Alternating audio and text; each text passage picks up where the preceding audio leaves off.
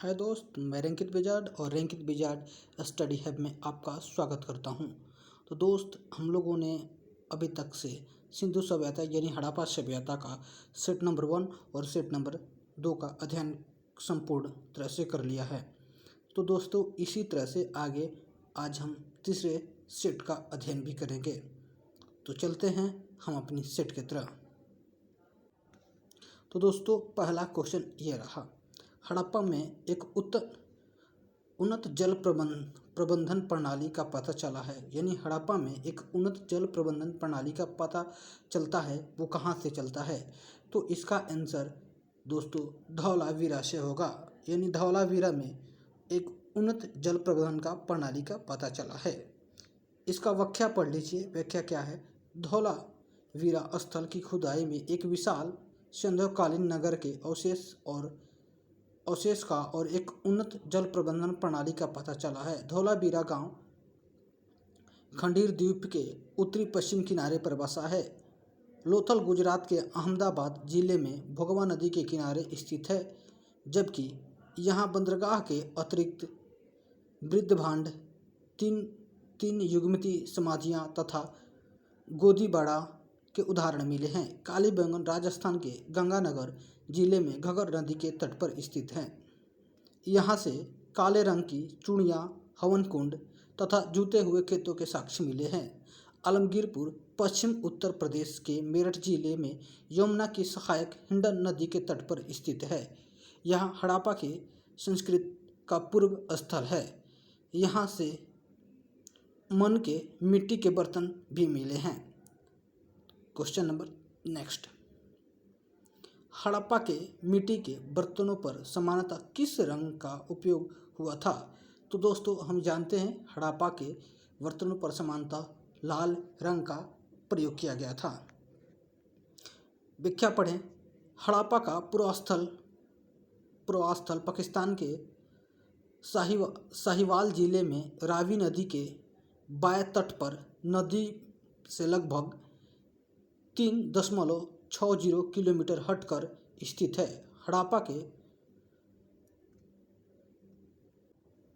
हड़प्पा के ध्वंसावशेषों के विशेष में सन 1826 ईस्वी में चार्ल्स मेसन ने सर्वप्रथम उल्लेख किया। सन 1921-22 ईस्वी तक तथा सन 1922-23 ईस्वी में दयाराम साहनी ने मार्शल के निर्देश से यह उत्खनन करवाया। हड़प्पा से प्राप्त मिट्टी के सामान्यतः लाल रंग के हैं। सिंधु सभ्यता निम्नलिखित में से किस युग में पड़ा है? तो सिंधु सभ्यता निम्नलिखित में से किस युग में पड़ा है? तो ये है प्रोटो हिस्ट्रिक पीरियड, यानी आदि ऐतिहासिक काल में है। व्याख्या क्या है? ऐतिहासिक काल का निर्धारण पठनीय लेखन काल के ज्ञान के आधार पर किया गया है। लेखन काला के ज्ञान से पहले का कालखंड प्रागैतिहासिक कालखंड होता है। भारतीय इतिहास में 2500 बीसी से 600 बीसी का, यानी 600 ईसा पूर्व से 2500 ईसा पूर्व से लेकर 600 ईसा पूर्व का कालखंड एक आदि ऐतिहासिक माना गया है। सिंधु सभ्यता आदि ऐतिहासिक काल की सभ्यता है, क्योंकि यहाँ पर लेखन कला का ज्ञान तो है, परंतु अभी तक इसे पढ़ा नहीं जा सका है। Next question. सिंधु घाटी सभ्यता की विकसित व्यवस्था में निम्नलिखित में से किस स्थान में घरों में कुआं के अवशेष मिले हैं? तो ये हमारे कहाँ से मिले हैं? ये हमारे मोहनजोदड़ो से मिले हैं।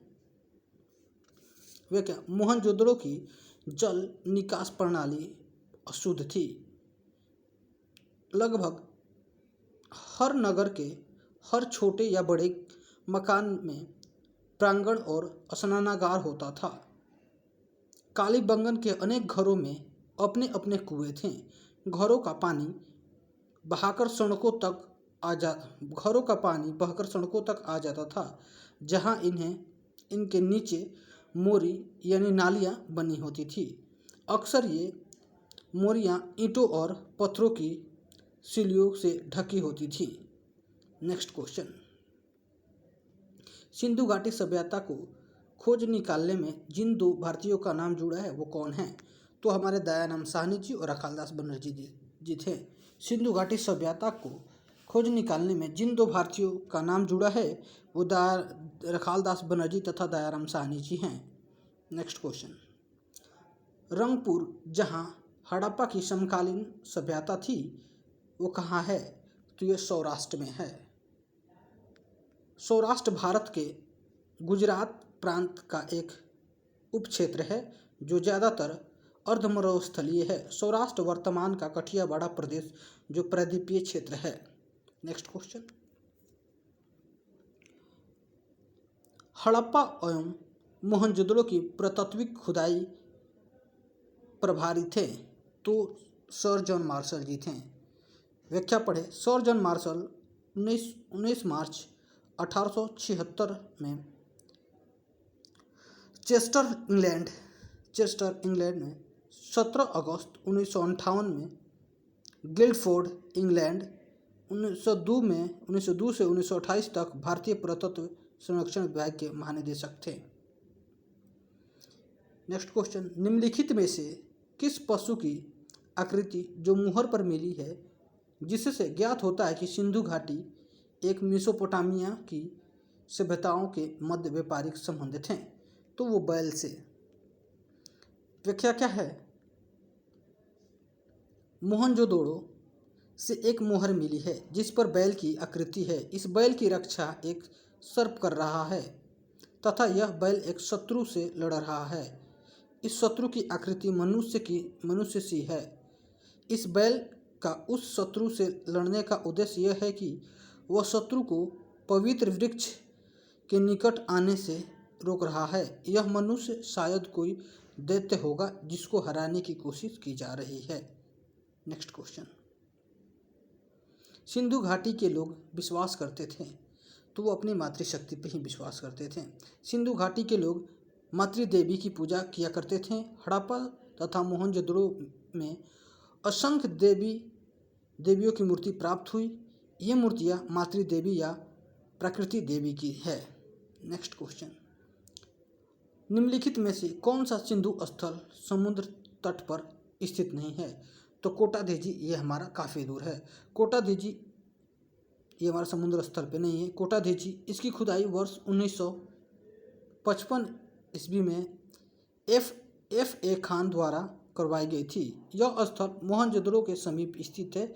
यह समुद्र तट से निकट नहीं है। नेक्स्ट क्वेश्चन, निम्नलिखित में से कौन सा मोहनजोदड़ो की सबसे बड़ी इमारत मानी जाती है? तो विशाल अनागार तथा ध्यान कोठार को माना जाता है। अब पढ़ लेते हैं व्याख्या। मोहनजोदड़ो की सबसे बड़ी इमारत अन कोठार है। मोहनजोदड़ो का धन्यागार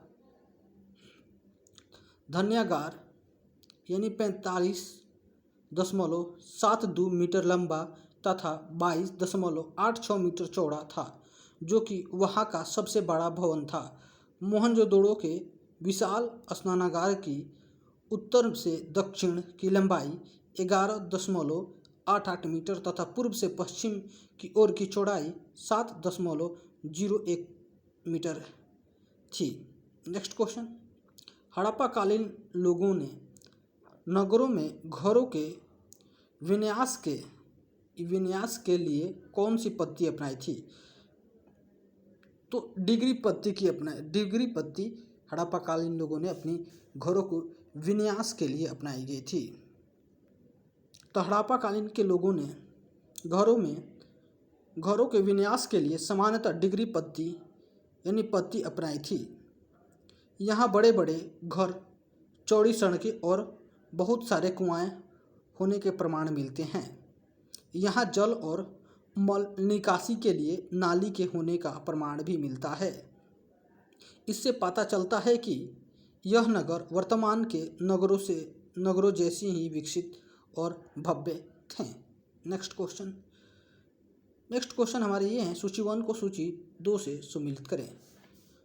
तो इसमें लोथल यानी पुरातात्विक अवशेष हैं और प्राचीन स्थल, यानी लोथल से हमारा यानी ए नंबर यानी गोदीबाड़ा मिला था, यानी गोदीबाड़ा यानी डॉक यार्ड जो है हमारा लोथल से मिला था, यानी 1 का 2 बी नंबर ऑप्शन में है। और आगे मिला लेते हैं कालीबंगन से जूता हुआ खेत, बिल्कुल सही है, कालीबंगन से जूता वाला खेत मिला था, बी आगे भी अभी सही जा रहा है। सी नंबर में मिला दे रहे हैं धौलावीरी से आपको हड़प्पाई लिपि के बड़े आकार के 10 चिन्हों वाला एक शिलालेख मिला था, ये भी सही है, बिल्कुल सही है। बनावली से क्या मिला था, तो ये बनावली से हमारा मिला था, जो कि 3 बिल्कुल सही है। पक्की ईंट की बनी हुई हल की आकृति मिली थी, तो ये हमारा 2 सही है। लोथल के पूर्व भाग के गोदीवाड़ा यानी डॉकयार्ड का साक्ष्य मिला है। यह लगभग 214 मीटर गहराई 303 मीटर का है। जूते हुए खेत नक्काशीदार ईंटों के प्रयोग द्वारा साक्ष्य कालीबंगन से प्राप्त हुए हैं। धौलावीरी से 10 बड़े अक्षरों में लिखा एक सूचना पट का प्रमाण मिला है। बनवाली से हल की आकृति का खिलौना प्राप्त हुआ है।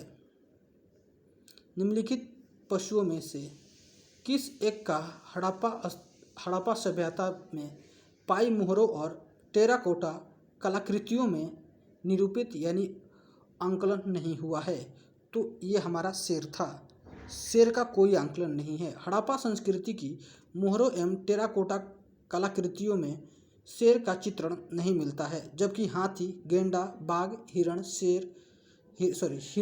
भेड़ आदि का आंकलन मिलता है। नेक्स्ट क्वेश्चन, हड़प्पावासी किस धातु से परिचित नहीं थे, तो लोहा से। हड़प्पा सभ्यता का एक कांस्य युगीन सभ्यता थी। यहाँ से तांबा, कांसा, स्वर्ण और चांदी आदि धातुएं तो मिली हैं, परंतु लोहे की प्राप्ति नहीं हुई है। वस्तुतः हड़प्पाकालीन लोग लोहे से परिचित नहीं थे। भारत में लौह युग का प्रारंभ उत्तर वैदिक काल यानी कि 1000 ईसा पूर्व से माना जाता है। निम्नलिखित में से किस हड़प्पाकालीन स्थल से युगल सावधान का साक्ष्य मिला है, तो निम्नलिखित में से किस हड़प्पाकालीन स्थल से युगल समाधान का साक्ष्य मिला है, तो ये हमारा लोथल है। यह क्या, लोथल से बंदरगाह, युगल, सावधान, हवन कुंड, चावल, फारस की मोहर आदि का प्रमाण मिला है। नेक्स्ट क्वेश्चन, कपास का उत्पादन सर्वप्रथम किन सिंधु क्षेत्र में हुआ, जिससे ग्रीक या यूनानी के लोग किस नाम से पुकारते थे, तो ये सिंडन के नाम से ग्रीक या यूनानी कपास के उत्पादन को बुलाते थे।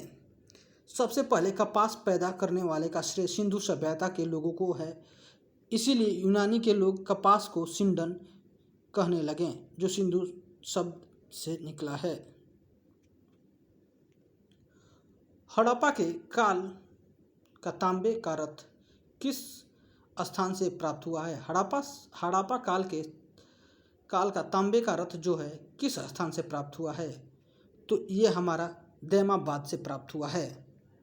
हड़प्पाकालीन ताम्र रथ दैमाबाद से प्राप्त हुआ है। यह पुरास्थल महाराष्ट्र प्रांत में स्थित है। नेक्स्ट क्वेश्चन, हड़प्पावासी किन किन धातुओं का आयात करते थे। उत्तर कूट में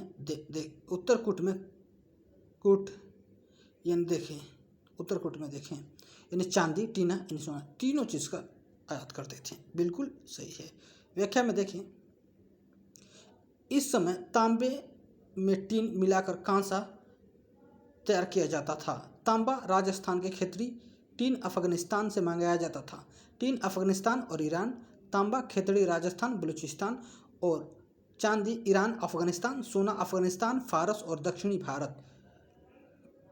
लार्जवर्थ मेसोपोटामिया से, सेल खड़ी बलूचिस्तान राजस्थान और गुजरात से, नीलरत्न बदख्याच्छा से, और नीलमणि महाराष्ट्र से, हरितमणि दक्षिण एशिया से, शंखेम केडिया सौराष्ट्र दक्षिणी भारत से, तथा सीसा ईरान, अफगानिस्तान और राजस्थान से, शिलाजीत हिमाचल प्रदेश, हिमाचल क्षेत्र से मंगाए जाते थे।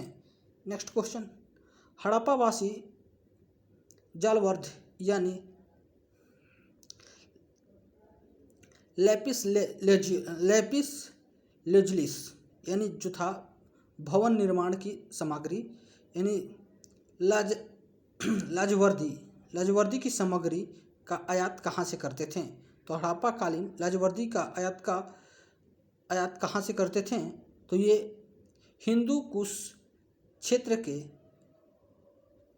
बदख्यास से करते थे, हिंदू कूट क्षेत्र के बदख्यास से करते थे। तो दोस्तों ये सेशन यहीं पे समाप्त हुआ। इस वीडियो को ज़रूर देखें, काफ़ी ज़्यादा प्रॉफिटेबल है। चलिए, बेस्ट ऑफ लक, बाय।